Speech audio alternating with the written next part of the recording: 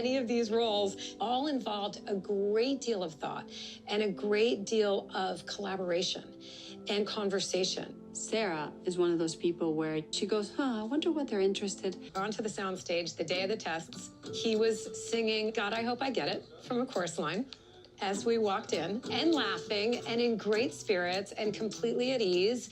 And he got in front of the camera and started singing the lines. Yeah, and Sarah Finn is responsible for all of these amazing actors and actors that we brought into this. Sarah Finn, you know, our casting director, she has such a good eye for what Marvel looks for and what they need in their actors to make these movies. That remotely sort of lean in on the one thing that we said about that particular character. And then she opens these brand new horizons that we weren't even thinking of. She's a great listener. I think hiring Robert Downey Jr. Was the best decision we've ever made. He's such a well-respected actor. There's a lot of us doing well back home. We owe a tremendous amount to your sacrifice. It was magic. It was exactly the feeling as a casting director with Kevin, with John, with everyone, that we all wanted to have that feeling like we have it. That's what I wanted to see in movies. But the person inside that iron suit has to be interesting. Going back to Favreau and Robert Downey Jr. and the founding moments of Marvel Studios, we said, we want the hero to be as interesting out of costume as they are in costume.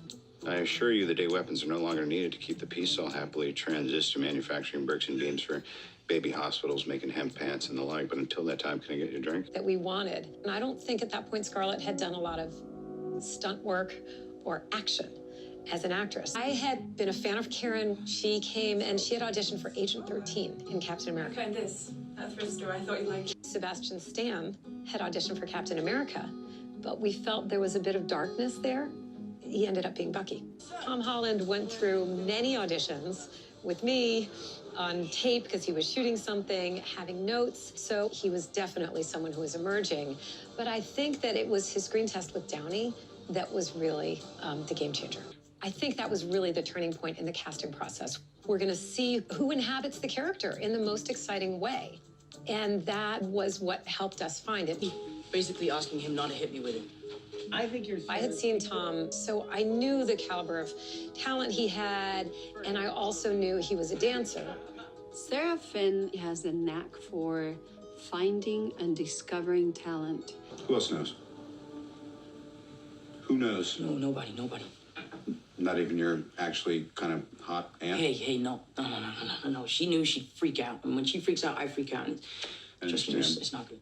I was separated from David, and Simon was nowhere to be found. Oh. Wait. When I discovered an especially rare breed of butterfly.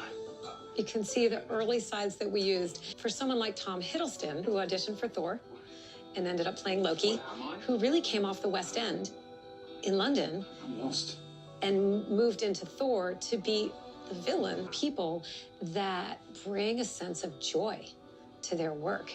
We were kind of casting Cap and Thor almost at an overlapping period.